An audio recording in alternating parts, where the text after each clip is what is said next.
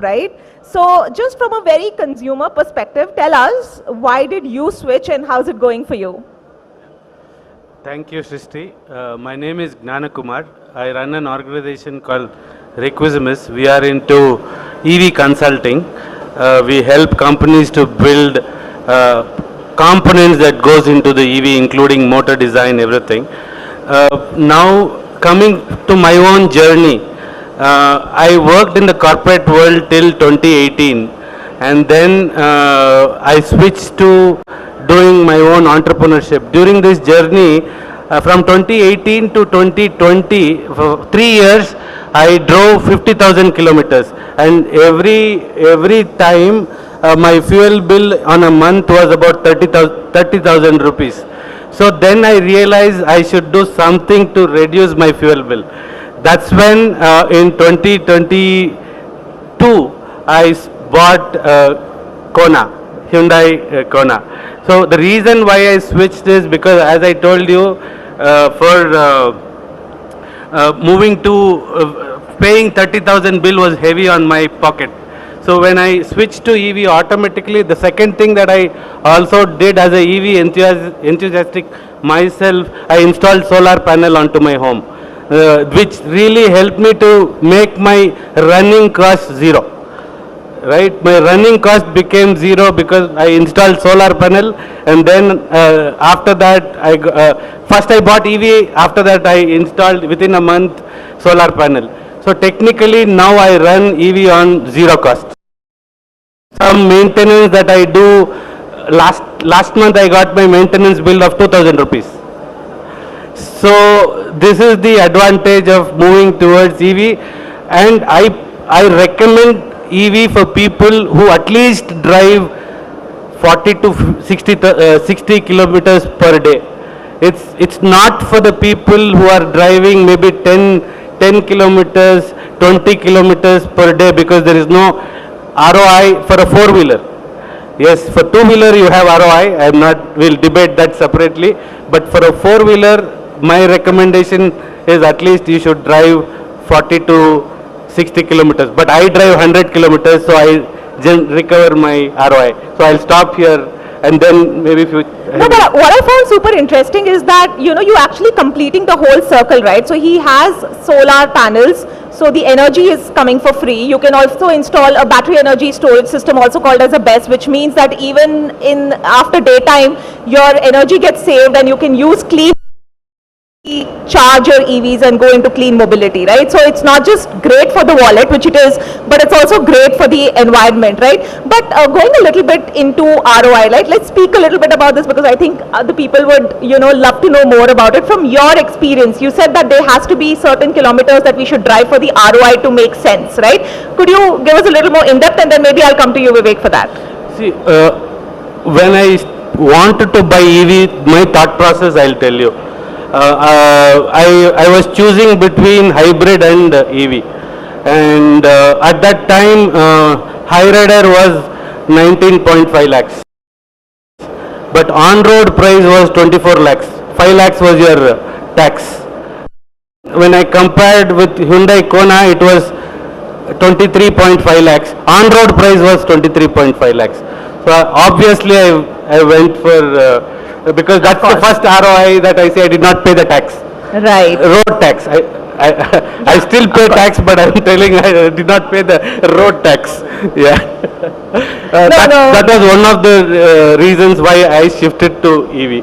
And from an ROI perspective, what I feel is, as I told, if you're driving minimum 60 kilometers, it really makes a lot of sense. You will recover your investment, because if your regular car Creta would be 16 lakh and your EV costs you, now the same Creta electric would cost you 25 lakhs. So the difference is 8 lakhs.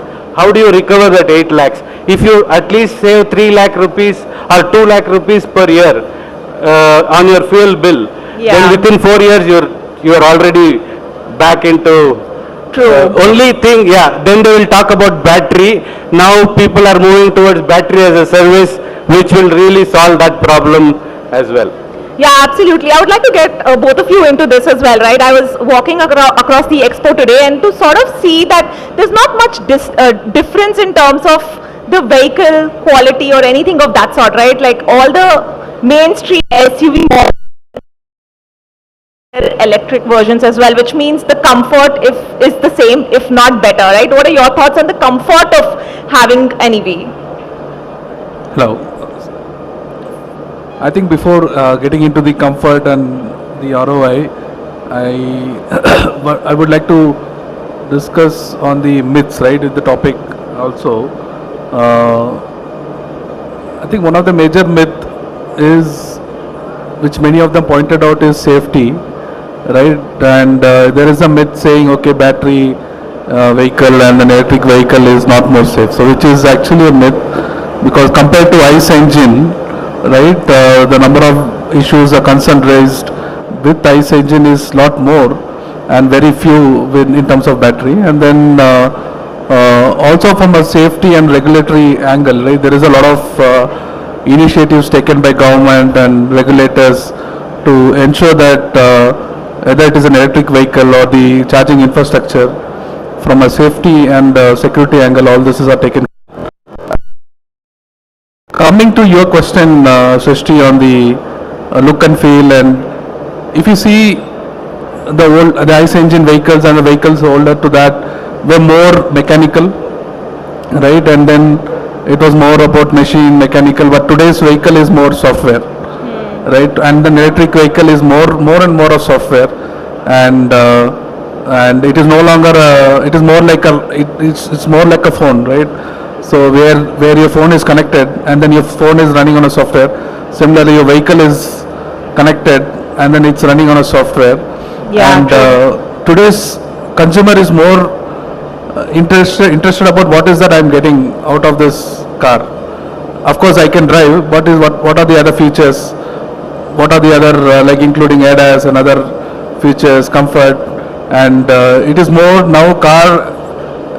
From being more transport, it's becoming more comfort, right? Where EV plays a larger role, because the kind of comfort which an EV can offer in terms of space and many other aspects is much more than an ICE engine. And then of course we don't need an engineer, we only need a motor, and still you get a additional space where you can use. So these are some advantages, but I would say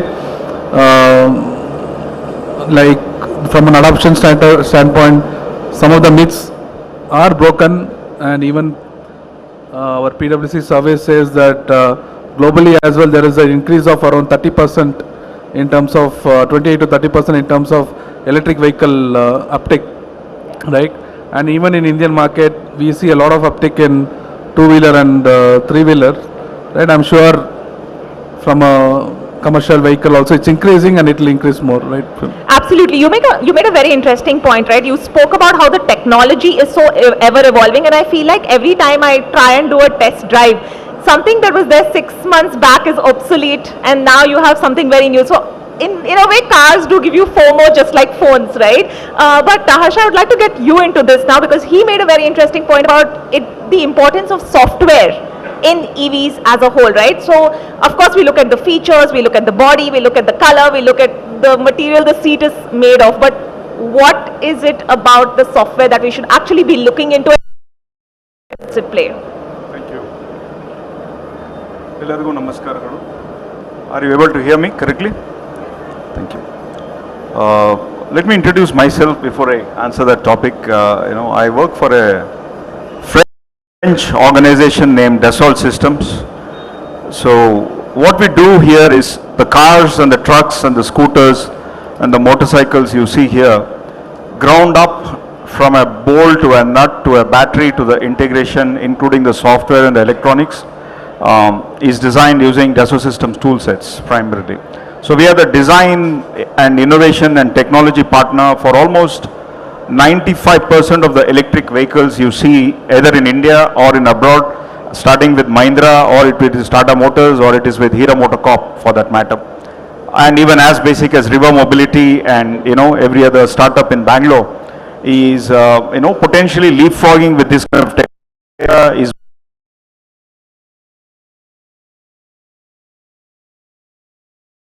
Toyota, that technology is available at a fraction of a cost today on a cloud SaaS-based platform for many of these OEM and startups in Bangalore. So that's one of the reasons I always say that what used to take for 5 years for developing a new scooter, which we used to buy with Bajaj and earlier days, now it is coming out in less than 10 months, a new scooter, is because developing of a new scooter is becoming like developing of a new mobile phone. That's exactly what Vivek was referring to. The interesting aspect of tech, I will spend a little bit of time on that. An internal combustion engine, which is a diesel or a petrol scooter or a car mostly, has roughly around 10,000 parts, 10,000 parts. It typically takes on an average 3 to 5 years to develop that, every part ground up in terms of sketching, detailed engineering, making sure that they work in all possible conditions, or it is in desert in Rajasthan or in Kerala where there is monsoon. You know, there's a lot of testing which goes behind in making sure that this is safe enough for all of us to drive. The switch now with EV has become a little bit easier from a mechanical aspect of it, because as Vivek was referring to, it is switching from mechanical oriented vehicles to computer on a wheel. Actually, there are 2 gigabytes to 5 gigabytes of software in many of these vehicles which you see here. And more importantly, we see that now these are connected vehicles, as Vivek was referring to. It means there is a SIM card constantly sending out, a chip sending out the data for you. So on a high-end car, you will see more than 17 to sometimes even 25 ECU, which actually controls the various electronics aspect of the scooter or a car actually. So more importantly, where I'm going right now is the complexity has actually in fact reduced in terms of making this vehicle. But whereas the complexity is increased is because of the mechanical, instead of mechanical, the complexity has come for software and electronics. Because when you put together mechanical parts, a set of software, vehicle architecture with ECU and things to work together, anything could go wrong, right? So as I was talking to Srishti earlier, there are more than around 5,000 tests which needs to be done in a physical scooter or a car before it's really sent to ARAI for testing, and finally it reaches to the dealer like you and me. We go and pay and money buy. So a lot of people in the background do this testing, verification and validation in the various environmental conditions, in heat, in water, in all sorts of slippery.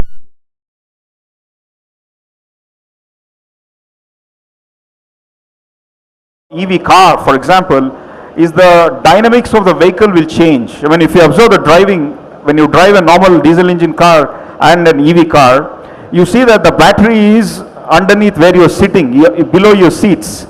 So, but as an engine, it is in the front boot of the car, right? What is the difference? From a real mechanical point of view, if you're driving in a highway with 100 km per hour, the balancing of the car is different because the engine is in the front. But the EV, the weight is underneath you. So the CG, center of gravity, as we call it as, is under your driving. So you will observe that the way you will drive and the turn, you will see a different experience altogether, because we need to make sure that your car is not rolling over if the electric vehicle you're driving when compared with IC engine, because as a driver you will not know. So rest assured for the people who are buying that the amount of testing and validation and the investment which goes behind in making sure that it is safe, reliable. I think we're at the verge of almost at the maturity of a typical diesel engine or a petrol car right now as it is. I think that should give confidence to buyers like, Gnana, as he said, which really, gives them the confidence not only from a total cost of ownership, but also from a perspective of tech which goes behind making the car. I hope it made sense. Yeah, no, it makes total sense. And now that also brings me to my next question, right? I'm a Bengaluru Hudgi, by the way. So I, of course, travel all the way from Whitefield to Jairagar to Indiranagar. And one thing that I've observed is that there are a lot of... because he ended up with the software, since I work in the software, I'll just tell. All BMW cars has about 150 control units, or it close to that. In a modern car or the software defined vehicle which we are all now talking about, you will have only 4 ECUs. So it has reduced from multiple 150 ECUs to 4 ECUs, which are all high computing. It's almost like a what you call quantum processor sitting in. It's not quantum, but I'm a multi-core processor sitting in it. So that is one element which we are seeing change. Then the second, you asked about the comfort part of it. Being a driver by myself, driving an EV, as he told, there are no parts, there are no moving parts. So obviously there is no noise. Even if I drive 100 kilometers, after I go back home, I never feel tired. I have never felt tired after driving 100 kilometers in Bangalore road. That's the beauty of driving an EV. Yeah. Okay, just one quick observation. So I came across one of the stalls which actually has a device that will create noise in your EVs, because now that's I'm aware of that technology yeah. also. The reason why is because of the fact that since it's noiseless, people want to hear the sound. Yeah. It's called avas. Avas, yes. Yeah. So And it's avas for is pedestrian safety as well, I guess, so that people are acoustic, aware. it's called Yeah. acoustic Correct. platform. Yeah, Thank you. but coming back to the safety aspect of it, especially in software, right? I see a lot of these unbranded bikes. It's been one of my observations on the roads, right? Sometimes they don't even have a number plate. So, as consumers of EVs ourselves, how important is it to choose the right brand? Could you speak to us a little bit about that? Yeah, I think it's a very, very important question. So, for all of us who are consumers, I think he brought out very nice. Instead of buying a car or a bike mostly for going from point A to point B now, the purchase of a vehicle has become an extension of your identity. I buy iPhone, I buy Samsung, I buy something. So we extend ourselves, our personalities, our egos to what we buy. That's moving now from mobile phone to cars, to be honest with you. Yeah. Because people want to then show that I buy a new kind of vehicle, and it has become an extension of it. The point I'm trying to make is that it's good to have what we call as a perceived quality purchase decision to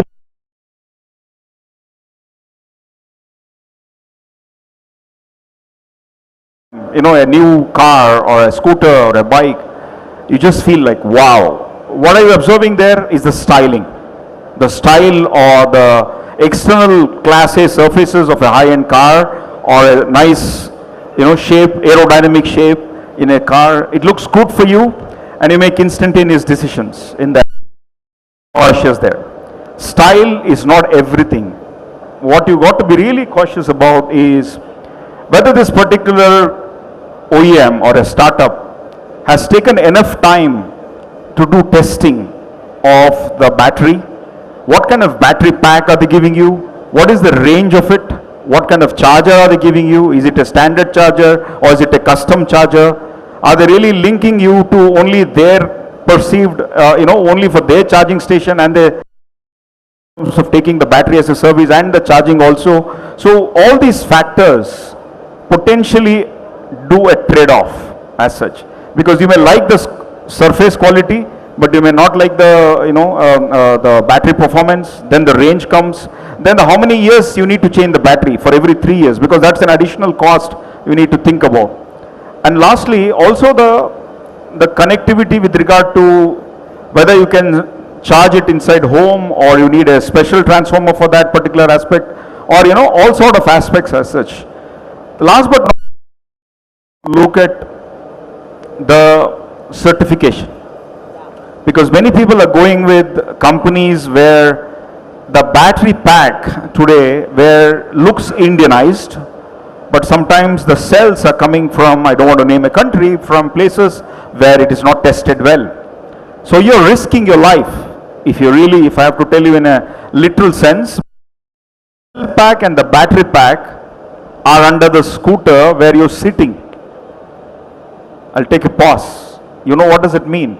It means the battery pack is radiating electromagnetic charge continuously out for 6 hours, 8 hours. Safety, there's no firewall of that particular part, so that to protect you and your body parts, you're risking yourself with this whole radiation coming out of these products as such. So essentially, keep in mind that the product which you're buying has done enough testing. Has it gone through the cycles of ARAI certification? And they have India.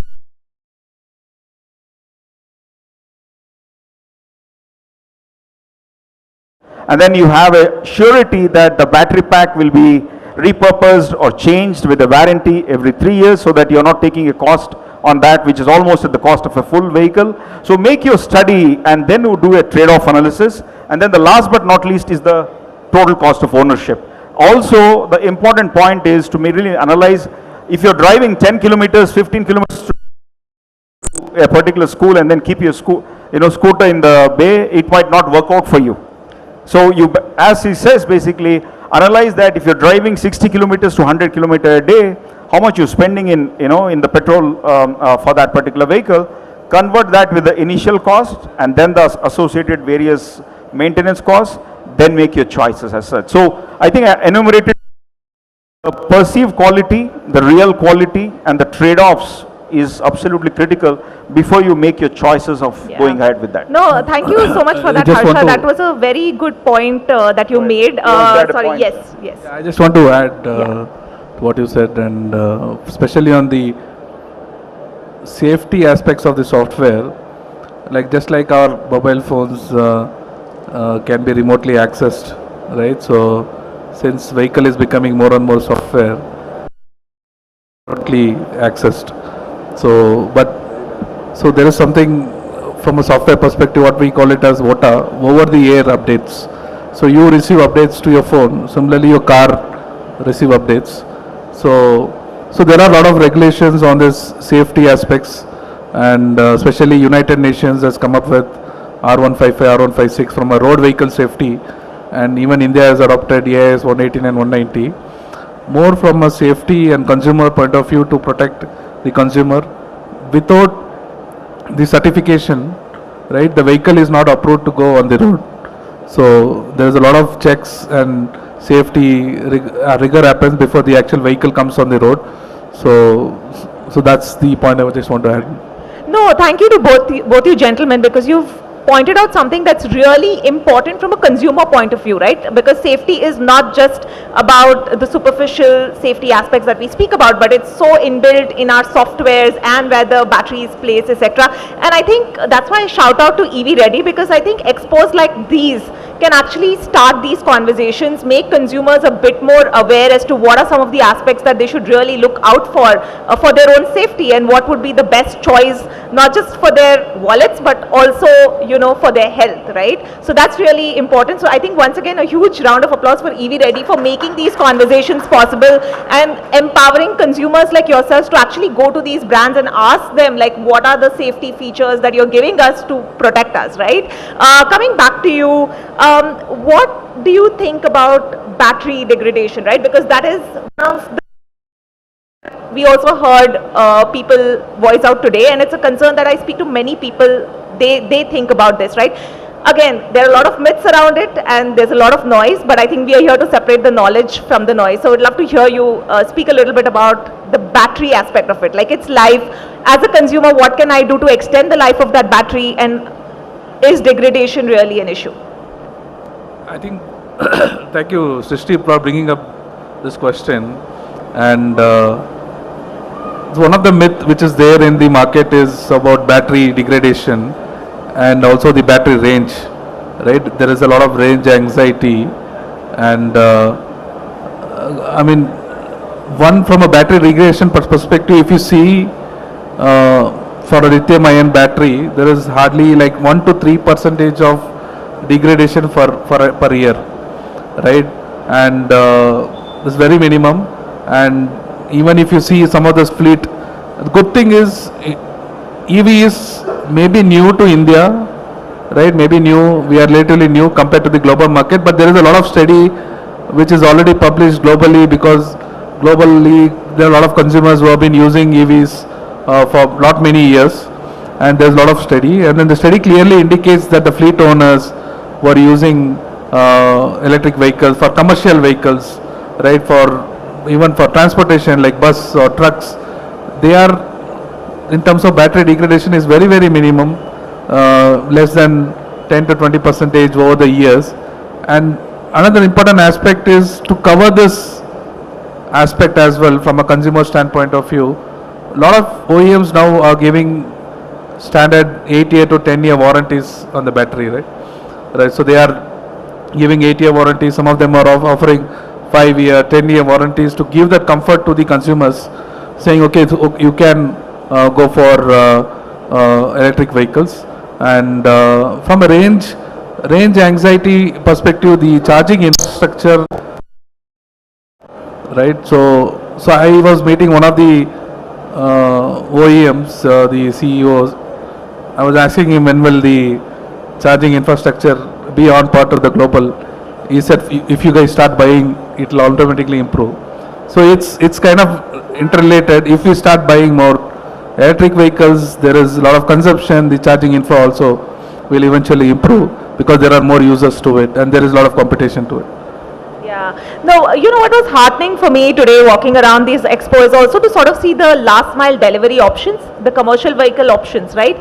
Which means that it's just not just for commercial use, right? It's not just for consumer use, also from a commercial scale, the switch that we are seeing in India when it comes to EVs has just been heartening. India, I think, does have a goal to switch to 30% EVs by 2030, and I think we are accelerating, pun intended, towards that. But I think battery as a subscription is also a term that's really catching on right now, right? Is that a good option for consumers to go for? No, I think it's a very valid point because the core cost component in the whole EV buying is battery. So if you remove that as a pain point, then the adoption becomes easier. People might, embrace it much faster. Is the notion behind this whole concept of battery as a service. Some companies have started off this already. They are in production on this particular topic, but battery as a service will kick in and will go much faster if there is a standardization from the government of India around battery as a service. Today, there is no norm. It is exclusively to a particular OEM. If he decides to offer that, that is how it's kicking in. But essentially what I really feel is today from a, as you rightly said, from a B2C to we are switching to B2B, where people either, who are delivering goods like Amazon or Flipkart, they are the buyers, number one. Then obviously the people in Swiggy, Zomato, they are into electric. And the next leg which we are seeing is fleet, the last mile fleet in terms of delivery from the warehouse towards a set of distribution points, what we call as is another leg. And many people ignore today that India is one of the country where 95% of even trains run on electricity as well. That's huge as well. So more and more I really feel things will move into a multi-modal setup. What do I mean by that is we will go into not only as a battery as a service, but whole mobility as a service, which is, I can buy a subscription and I will have set of operators in the future who will give me an option to take a scooter, drive from home to a metro station, keep that, then I ride a metro, then probably I take a car from the next metro station to my office and, take that entire thing as a subscription without worrying about whether I am driving a scooter or I am going for a metro or I am taking a car. So this is the future in many embrace eventually, because that the tipping point there is people will start seeing the comfort factor because you don't own anything. You're using all sort of service. This is your comfort factor and your cost is very low as well. So that's a new journey we will see where mobility from battery as a service, we will evolve as a mobility as a service. For that, governments have to really partner with OEMs and supply chain and charging stations to make this more citizen friendly, if I may put it in that manner, because that is the true shift towards more using the public infrastructure rather than every one of us buying a new vehicle also. Yeah, and maybe I think if I'll only add from a consumer, because I drive range anxiety. I think everybody will have the range anxiety part. In the last 2.5 years of my EV journey, I had only 2 times. But why I'll tell you that range anxiety it came in. One, because we drove we knew that I knew my car had 200 kilometers I also knew I need to drive only 150 kilometers. But since I had that extra buffer, we drove purposefully extra, because that when you see in EV, you need to be a what you call. You should understand it's not like an IC engine. So there is a difference. So in EV, what we should, as a consumer, what we should know is how the whole motor and the battery works. We should know. As a consumer, we should know. In eco mode, you should not drive, in a car eco mode, you should not drive more than 80 kilometers per hour. If you drive more than 80 kilometers per hour, obviously you are consuming more battery power. Same the case in two-wheeler, you should not drive in eco mode more than 40 kilometers per hour or 50 kilometers per hour. If you do that, what really happens is it consumes more battery, because the motor is designed in such a way that you have torque speed curve. I will not get into the technical part of it, but motor is designed in such a way that only in certain mode it consumes efficiently power. If you drive at high speeds, then the efficiency drops. Efficiency drops means more battery consumption. So we, as a consumer, we have to understand that in EV you should not drive, in eco mode you should drive at certain speed. You need to be educated. You should be an educated driver. When you become an educated driver, automatically I see that EV will be easy to drive, or you will have passion to drive EV, and next vehicle you will buy EV only. You know, I think for a lot of the aspiring entrepreneurs here, they need to speak to Harsha, and for a lot of EV owners, and to be EV owners, they should speak to Gyanasa after this and like take as much information as possible about this. I'm going to open this to the audience really soon, but before that I have one or two questions. You want to say something? Okay. Before we wrap up, right, since you've been driving an EV for, how have you seen the charging points and areas of those evolve over a period of time? How accessible it is to charge your EV now in a public space, now as compared to a few years back, and where do you sort of see that going as we go ahead? Definitely charging infrastructure is improving. I'll give an example. I drove to Chennai from Bangalore. It was 350 kilometers. My car gives 400 kilometers. On that particular day, since I drove in eco mode, I got 430 kilometers range while going to Chennai. While coming back from Chennai, I thought I'll charge somewhere in between, and then this was about a year back. I literally had 2 charging stations not working. It was in the brink of a moment. I also thought, okay, in Vellore, I will stay overnight and come the next day. But luckily, the hotel where I went had a nice charger. I got it charged within 1.5 hours and I was back home.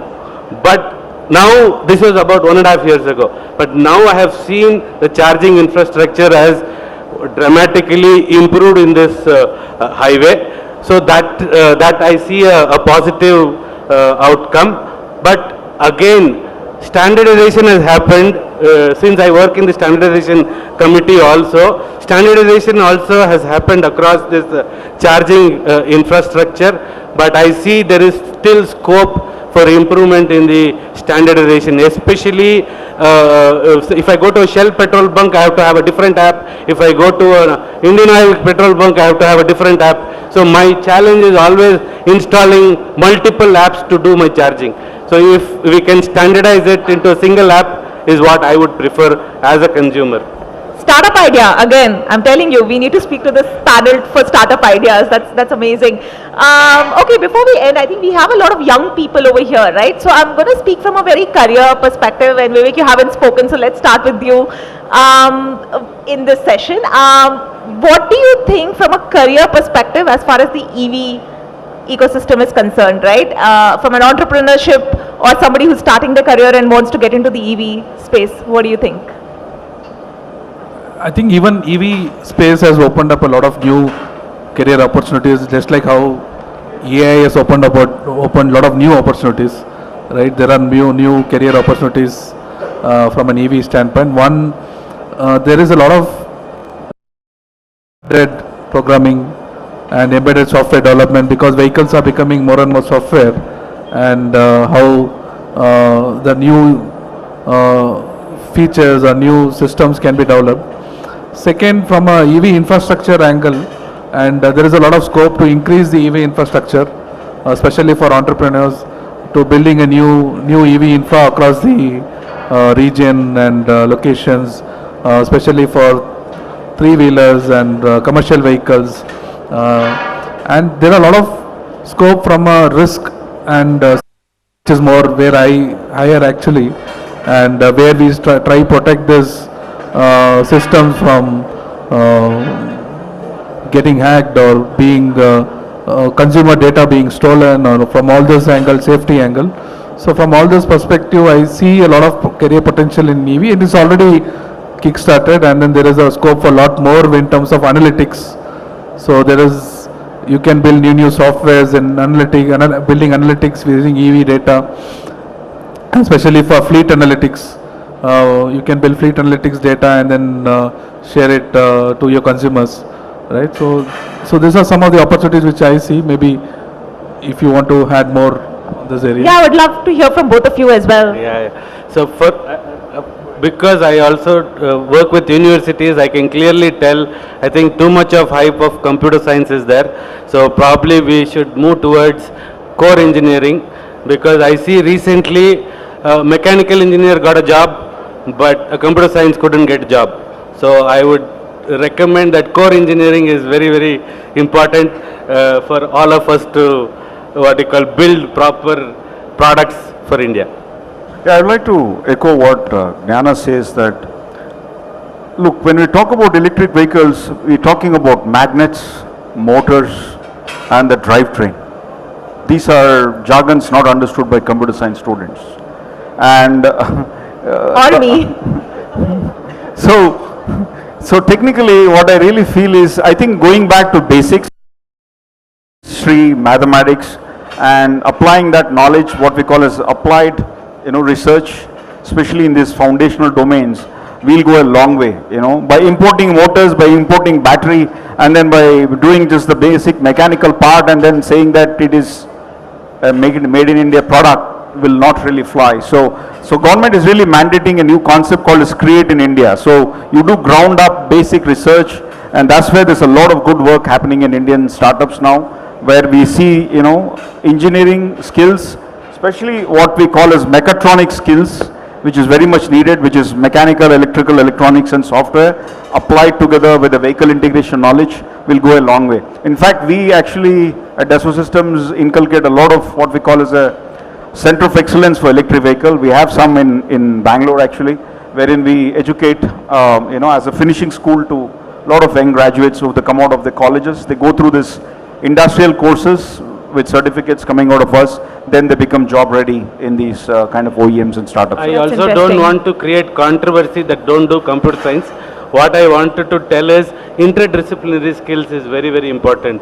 Even if I have seen a civil engineer doing semiconductor design today.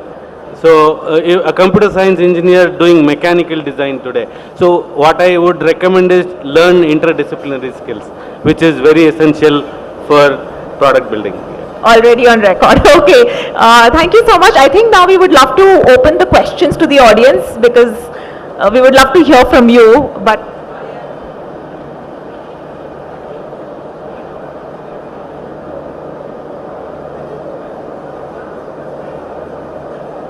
yeah, but I think this was a pretty insightful session. I had some of my questions answered for sure, and I have access to you guys backstage for some of them which are not answered at the moment.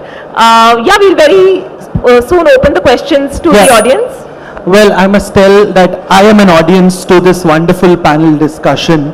My question, which I personally feel from a range anxiety perspective, is that I've been told for iPhone battery, don't charge it before it comes below 20%. And then, that's why I wait patiently. Similarly, when I apply to EVs, how do you tell us to plan our charging cycle routine, right? Because should I goes below 20%, and what if I don't find a charging point, right? So how do you help me with this problem statement? As I told you, in the last 2.5 years, I have only charged 3 times outside. I have always charged at home. Why? Because of the planning. Second thing is, as you rightly told, I only charge 95% to the battery. And I also, since I plan it well, it also helps me that even if it is 20-30 kilometers in the battery, I know because it's a reliable vehicle. As he told, I have made a choice of a reliable vehicle, because of which I know even 20-30 kilometers what is showing in the odometer is right. So then I will, that 20-30 kilometers I'll get into the charging bay and charge it at home itself. So far. Let me answer that a little bit technically. Technically, yeah. So a little bit technical.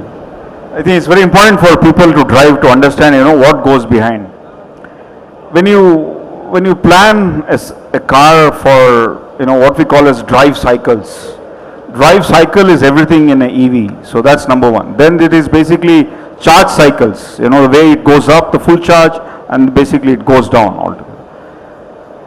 And the driving conditions also has a base. What do I mean by that? If you have a flat road, the state of charge of the battery is, is pretty nominal. But we are going uphill, uphill the battery will consume a lot of energy. So you got to be a little cautious with regard to the trips which you are taking in guard sections and things like that, because the uphill and the downhill, the battery, will not give the same set of efficiency in terms of buying. So when you understand the cycles of driving, drive cycles as we call it as, and it has an impact on the battery charge cycles, you'll be able to optimize it and as he said, plan well ahead in terms of planning your locations of the charge points.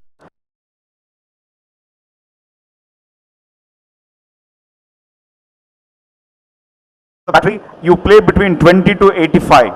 That is what is the standard nominal thing as we're calling it as. Basically, like before going to the reserve, like in diesel, you basically make sure that you have things up and running.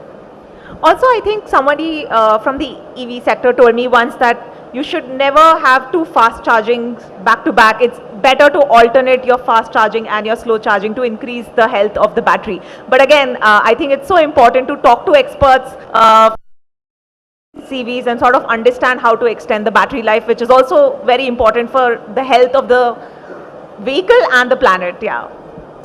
Perfect. We have Mr. Ankur who has a question. Over to you, sir. Thank you so much for this enlightening discussion. As a customer, I got a lot of inputs. So next time when I am looking to buy a vehicle, I will actually consider EV now. So I am Ankur. I run a training company based out of Bangalore since last 15 years. And from there only this question is emanating. I was reading about what is happening in this sector. Being a very fast growing sector, we are seeing a lot of skill gaps happening, both on the hard skills as well as the soft skills side. So I want to understand from you elite panelists, what do you think the ground realities are with respect to skilling? Okay, so I can answer that. So practically we hire thousands of people, right, year on year. And I sincerely believe that the industry is expecting, and from what many of our colleges are being passing out, right? Some of them, for practical reasons, colleges have subject like artificial intelligence or including battery or including many other topics, but they do not have the faculty who can train them, right? Because these are all new topics, and then they call it maybe AI, but maybe AI was only 1 or 2 topics, and then actually they studied the same engineering which we all studied, right? So this is actually happening in many of even some of the top colleges I'm talking to are facing these practical challenges. So that is where this industry and academic collaboration becomes very, very crucial, where industry is also working with the academy to and also help academy in terms of preparing the future students, future engineers, more relevant to what the industry is expecting. So this is something happening. So even we are engaging with lot of academy, and then I also see many of the academy also actively engaging with industry. So there is definitely a skill gap, and then we have a really long way to go. But I see few things happening, right, which is positive. Perfect. We have Mr. Dave here. He has a question. Over to you. Hello sir. Hi, I'm Dave. Currently I'm operating a small fleet of IC engines. So I have around 5 vehicles in my fleet. So I'm planning to shift the entire EV. But the problem I'm facing here is the capex. So when you see a 20 feet which I own in IC engine is costing me around 16 to 17 lakhs on road. So the same, if I consider it as a 10 feet on a EV vehicle, is costing me around 16 to 17 lakhs on road. Yes, I'm not paying tax, but the capex what I have to invest to get the same money for a 10 feet is different. When I consider it as an IC engine, the 20 feeter will give me a different money. So is there any gap that I can consider for a long run in perspective of capex, which I initially invest? But the money what I can get out of the 10 feet is comparatively less. Do you have any answer on this side of the calculation, what you told when you consider a car? That is the question I'm asking. Do long driving only to airport. No, we operate as a fleet, Yeah. so we are giving the query what I have is we are functioning between the FMGCs for the mid-mile deliveries, but if I calculate, this is not what I am getting on. Yeah. So if you operate it for airports, you will be profitable. If you operate on a, what you call very short distance, it will take long time for recovery. It's simple, what you call mathematics. There's nothing technologically, as he told, battery as a service is the only way that you could solve it. But if you want to have an earlier ROI, long drives is the best to recover your money that you have invested. I don't have any other answer for that. Yeah. Perfect. The next question is by Mr. Madhu. Over to you. Thank you all of you for a very enriching discussion. My question probably it's related to after sales service. Most of the customers, I hear it on Instagram, LinkedIn posting their problem not being resolved on time, tagging the OEMs like Tata Motors and many other OEMs. So why is there delay? How OEMs are tackling this? And also, if instead of having EV, if I had a ICE vehicle, if it had broken down, I would have just gone to any mechanical shop. They would have probably resolved my issue. But that's not the case with electric vehicle. I'll have to reach out to OEM. How can we, or what are the plans that OEMs and in general government of India looking to upskill the mechanics to repair EVs as well? No, I think you touched a very, very important point. There's a body in Government of India called as ASDC, Automotive Skill Development Council. So ASDC does periodically analysis of the market with regard to the after sales service design of a car, and then understand the skill gap. The biggest change which is planned is to really how do we ramp up the ITIs from going beyond mechanic of a normal IC engine towards being a mechanic to be able to operate a battery operated vehicle is just change.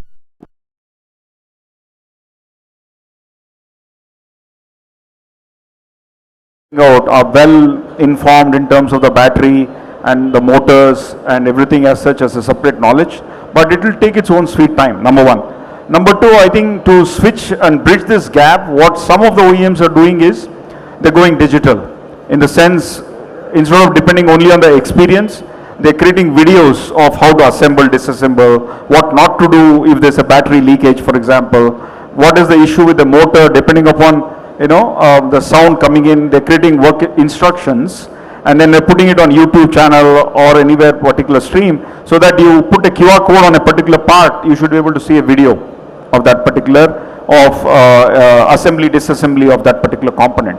So they are in a way democratizing the knowledge of how to operate a battery in an after sales service. But I think it will take some time to really stabilize, where every mechanic across the corner will be able to really, be ready to able to help you with the EV vehicle altogether. There's a shift necessary there. But I think we are making strides, because I've personally, in the past month come across at least 2 startups who are just going to focus on, especially if there's a breakdown, then how to get it picked up, how to get it repaired ASAP and take you back on the road. So I think we are making strides. We have some way to go for it, but we can stay optimistic, I think.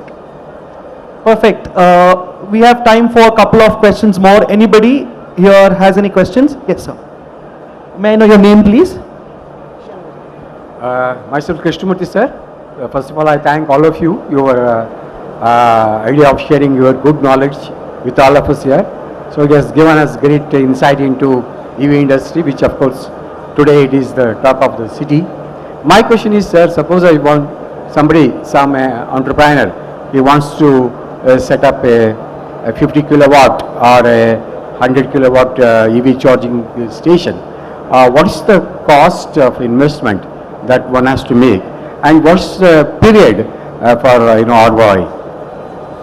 I can answer this question, because a 50 kilowatt charger, I know a 250 kilowatt charger would cost you 20 lakh rupees. Maybe a 50 kilowatt is anywhere between 12 to 13 lakh rupees from whom you are buying.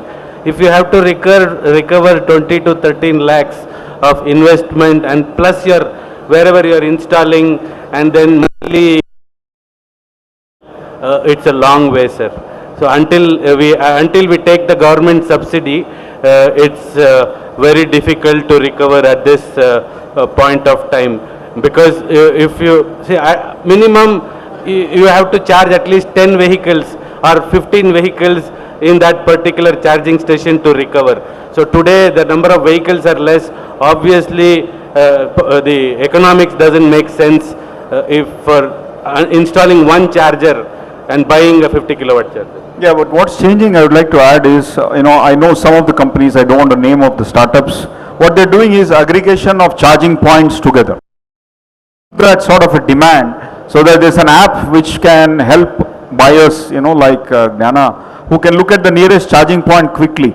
So this aggregation of the charging point locations, with the supply and the demand gap bridging, like, other aggregators, this is coming, and it could be a great opportunity there. When that happens, then the ROI will become much faster, because individually, if nobody knows where is your charging point location, you don't have the capacity to advertise about that particular charging locations in a particular thing, then you'll be invisible for the customers like them to come to your particular charging point. So the more aggregation, the more aggregators connecting the supply and demand and bridging that gap will improve the access and more revenue, which will reduce the time required for deriving the ROI of that particular capex investments. Actually, that is the direction the industry will go. Perfect. One last question, if anybody has. So, you have a question? Any question? Any reality that you want to know? Any myth that you want to break today? Any question?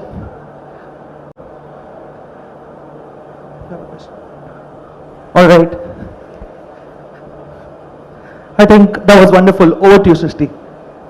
Awesome.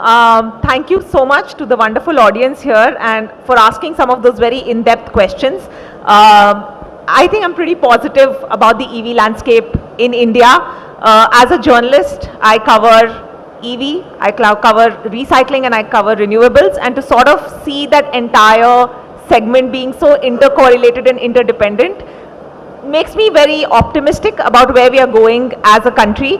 As a final thought, I would like to add that, look, fuel prices are ever so changing with the geopolitical situation that we are in, right? With clean energy and battery energy storage systems being the next big thing, I think adopting to EV is, at this point in time, it just makes a practical decision. It feels like a practical decision. I'm personally also here recceing to buy an EV myself, so I'm hoping that I can find something that I love. And again, thank you so much, gentlemen, for that in-depth knowledge, and I think for breaking down the economics of EV and busting some myths literally today. Thank you. Wow. To the moderator and to the panelists, dreams, aspirations, pocket, income, so many doubts, and then we finally have the myths and reality checks, which we had to revisit. Thank you so much for clarifying many of those, and special shout out to the beloved audience for asking those very, very interesting questions. And Shrishti, hats off to you for, moderating this session really, really well. Can we all give our beloved panelists and our moderator a huge round of applause, everybody? I repeat, thunderous round of applause. I cannot hear you. I still cannot hear you.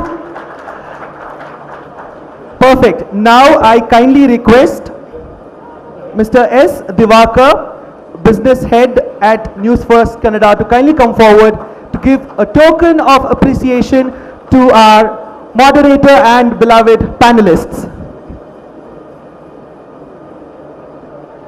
First and foremost, Shrishti Kukreja, co-founder Gen E. Come on everybody, can we all give a huge round of applause? And Mr. Gnana Kumar Swami, MD, request must. Mr. Sri Harsha, Senior Sales Director, Growth Industries, Dassault Systems, and Mr. Vivek Venugopal, Executive Director, Cybersecurity for Emerging Technology, PwC India. Let's all join. Divakar sir, I request you to join for a group picture. Well, this one is for the moderator, Gen E, with a smile. Thank you so much, everyone. Please make sure you let your friends, colleagues, family members about the EVready Summit, which has already begun since morning until the 23rd of February.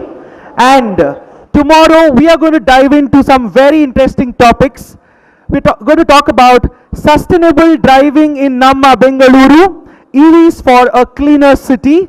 We also are going to have a panel discussion on EV opportunities in India, education, skills and startup ecosystem. Those of you who are aspiring to have a career in the EV ecosystem, you should definitely participate in this panel discussion. We are absolutely delighted to host EVready, Karnataka's largest EV Expo and eco-friendly initiative by Newsfirst, supported by the Ministry of Heavy Industries, Government of India, a platform that brings together innovation, technology and sustainability. Presented by Tata EV, Tata Motors Commercial Vehicles, co-presented by Mahindra Electric Origin SUVs, Mahindra Last Mile Mobility, super powered by Ashok Leyland, Switch, powered by Kia Motors, MG Motors India, EIM, Energy in Motion. Special partners, Ather, TVS, Vida powered by Hero, E-Car Mobility, VE Commercial Vehicles, Piaggio. Radio partner, 92.7 Big FM. Supercharging partner, KPTCL and Bescom. Road safety partner, Karnataka State Road Safety Authority and Transport Department, Government of Karnataka. Thank you so much everyone for being a part on the day one. The day is super duper young. I request all of you to visit and check out all the vehicles, the latest technology which is kept for display, and there are some amazing opportunities, discounts and test drives happening if you're planning to book your dream EV here at the EVready largest expo at Karnataka.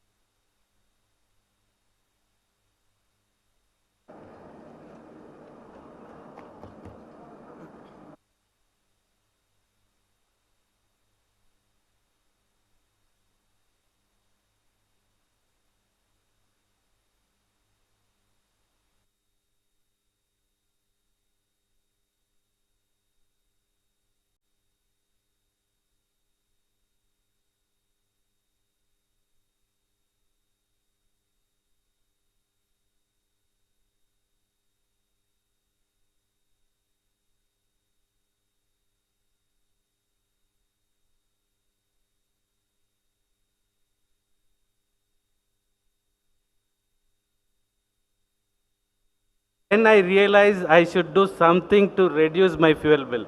That's when in 2022 I bought Kona, Hyundai Kona. So the reason why I switched is because, as I told you, for moving to paying 30,000 bill was heavy on my pocket. So when I switched to EV auto, I know you were asked questions as to what are your concerns about EV. I completely hear you. I'm planning to get an EV myself. So range anxiety, will the battery last long? How much does it cost? Are all questions that are in all of our heads, and we'll try and answer that today in as much depth as possible, but we will keep it simple and we will keep it very, very fun. A little bit about me before we go. So as I've already been introduced, I run Gen E. Our tagline is, hi, we are Jenny, we tell sustainable stories. I'm Srishti, I've been a journalist, and now I think with sustainability being such an important aspect of where we are as a country today, it's very important to adopt to cleaner energy and to cleaner mobility, which is why I feel an expo like this is really, really important.